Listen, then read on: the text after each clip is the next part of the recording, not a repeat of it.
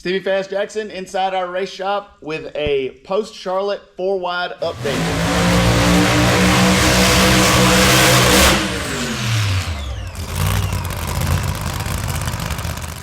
In our last episode, we were at Carolina Dragway testing Lucille, getting ready for NHRA Charlotte 4-wide.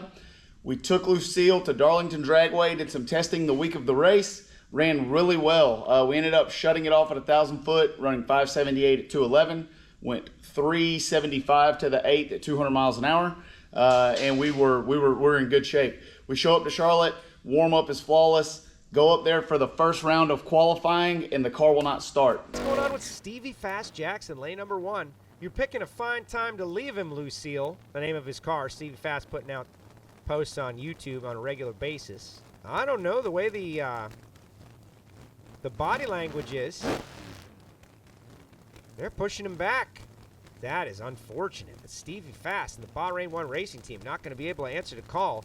Not the way you want to start out race 2. We had an ignition box failure, which is very rare. Warm-up was fine. Everything was flawless in the warm-up. We even quick started the thing on the way up there. Get up there, hit the starter button, it spins over. No bueno, no flame in the pipes. That puts you behind the 8 ball knowing that Q2 is the fast session. We go up for Q2, we're laid up a little bit. We end up going 578 at 249 miles an hour. And lane number 4, Stevie Fast Jackson, former champion in the category, and that is another Bahrain 1 machine. Jackson, you may recall back in the first session, did not even stage the car. Had an ignition box failure. And he said to me, "You ever seen one of these go bad?" Nope. Me either. He laughingly said he thinks his car has stage fright. Business-friendly Bahrain. Sheikh Abdul over there, big backer of Pro Modifieds, both on this side of the world and on that side. And he is open to get one of his cars back in championship form here pretty quick. Belushi, 14th best in the first session. Gray didn't get down. Mike Thulin. Roots blowers all the way across. 4 of a kind here at Z-Max Dragway.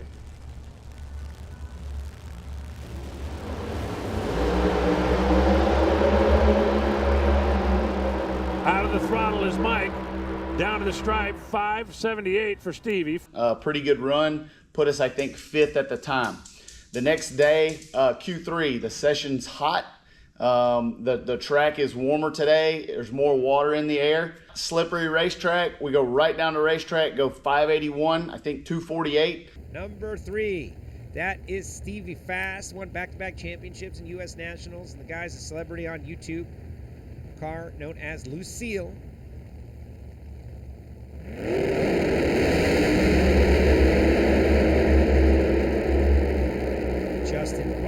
Stevie Fast. They're both making some hay. Also, we've got Bahrain 1 Racing Delta hats back in stock at StevieFast.com. We've got brand new stickers and sticker bundles, as well as the long-anticipated, long-awaited Lucille t-shirt is available on StevieFast.com for pre-order. We'll have those in stock this coming week and get them shipped out.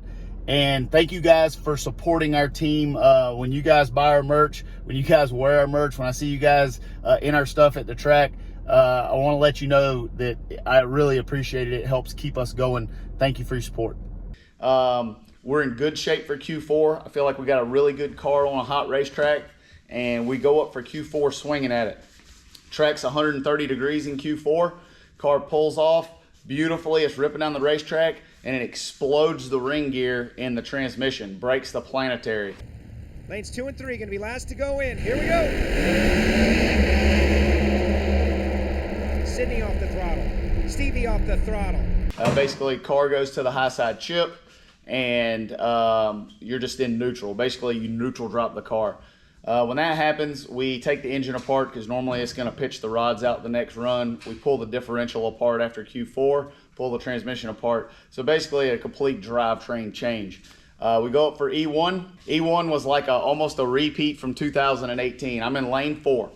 All the way over on the right side, you're going to see Brandon's car kind of puff right here. Steve's car was dancing around a little bit there, but he's fighting it, he's fighting it, he's fighting it. It did turn. The chutes came out and didn't save it as it goes over and slaps off of one wall and then across to the other one. And you know, at that point, Stevie Fast is just a spectator. Leave the starting line, the car hunts left. It goes left, it goes left. I'm on the left side of the groove. I'm fighting it, I'm fighting it, I'm fighting it. I cannot get it to come over. I make my mind up that if I can make it to 1,000 foot, I'm gonna throw the chutes and quit.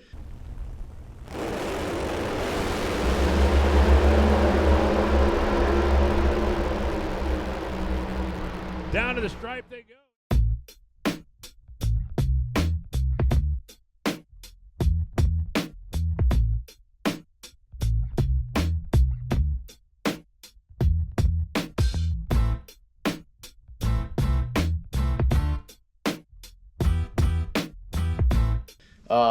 In 2018, when I crashed, we had small chutes on the back of the car because they're lighter. After that, I put big chutes on it and cannons.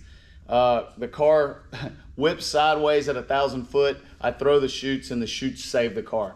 I way overdrove the car. I should have lifted earlier than that, and I know better. We get the win. Move on to E2, which is the semifinals in the 4-wide race. Leave the starting line, good light, good 60 foot, driving away from the field. Car gets in the middle of high gear, blows the burst panel out of it, shuts off, deploys the chutes, fuel shut off. Belushi into full stage. Steve Jackson is not yet pre-staged. Now Steve bumps in. We got 2 in, we got 3 in. Lyle's got to spool up the turbos, he pulls in. And they all get away on the green. Lyle Barnett had an 11 reaction time. Is that going to be enough to carry the day? Get it back to the pits. Cam sensor failure. Do not think it was the fault of the cam sensor. The way we run the cam sensor on this deal is we got a plate that goes on top of the mag drive. And then we set this thing. We've always set this thing is to run it in until it touches, back it out a half a turn. Well, we see a witness mark on the sensor that the sensor has touched down on the magnet plate. So I think we've been just running our sensor tolerance too tight and we got away with it. So we're gonna open that up. We're gonna back it up in the plate. We did some testing in the shop and this sensor will read to about 250 thousandths of gap. So with it having a 1/4 of an inch range, we're gonna back that sensor out of there going forward.